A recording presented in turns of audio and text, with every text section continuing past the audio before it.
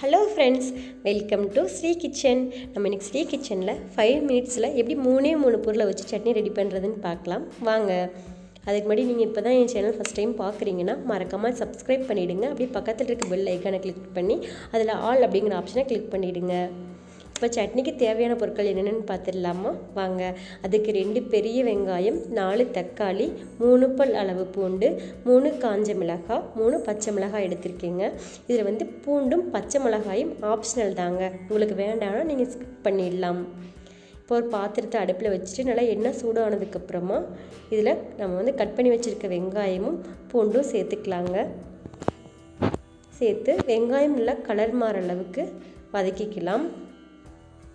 இது பொன்னிறமாலாம் வதக்க வேண்டாங்க, ஓரளவுக்கு நம்ம கலர் மாறினா போதும். இப்போ இதில் காஞ்ச மிளகாய் 3 காஞ்ச மிளகாயும் 3 பச்சை மிளகாயும் சேர்த்துக்கிறேங்க.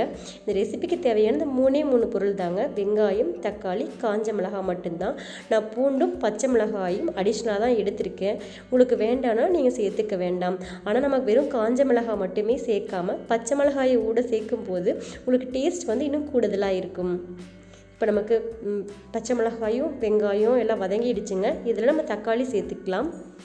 தக்காளி சேர்த்துட்டு நல்லா வதக்கிக்கோங்க. அந்த தக்காளி நல்லா கரைஞ்சி வர அளவுக்கு அந்த பச்சை வாசனை போக வரைக்கும் நல்லா சுருள வதக்கிக்கோங்க.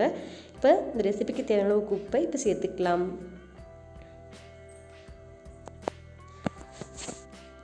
இப்போ நல்லா கலந்து விட்டுட்டு ஒரு நிமிஷம் நல்லா மூடி போட்டு இந்த தக்காளி வேக வரைக்கும் மூடி போட்டு வேக வச்சு எடுத்துக்கலாங்க.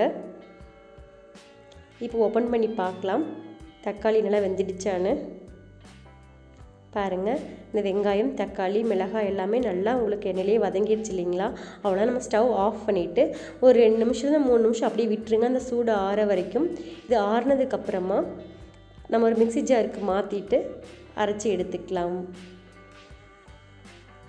இந்த சட்னிக்கு நம்ம தாளிப்பு கூட தனியாக சேர்க்கவே தேவையில்லைங்க. அதை அரைச்ச உடனே அப்படியே நீங்கள் ஒரு பவுலுக்கு ட்ரான்ஸ்ஃபர் பண்ணி நீங்கள் யூஸ் பண்ணிக்கலாம். சட்னி அரைச்சி எடுத்துட்டாங்க, நம்மளுடைய சட்னி தயாராகிடுச்சு. இதுக்கு 3 பொருள் மட்டும் போதும். கண்டிப்பாக நீங்கள் உங்கள் வீட்டில் அந்த சட்னியை ட்ரை பண்ணுங்கள். ட்ரை பண்ணிவிட்டு உங்களோட வேல்யூபிளான ஃபீட்பேக்கை எங்களுக்கு கமெண்ட் செக்ஷன் மூலிமா சொல்லுங்கள். தேங்க்ஸ் ஃபார் வாட்சிங் ஃப்ரெண்ட்ஸ்.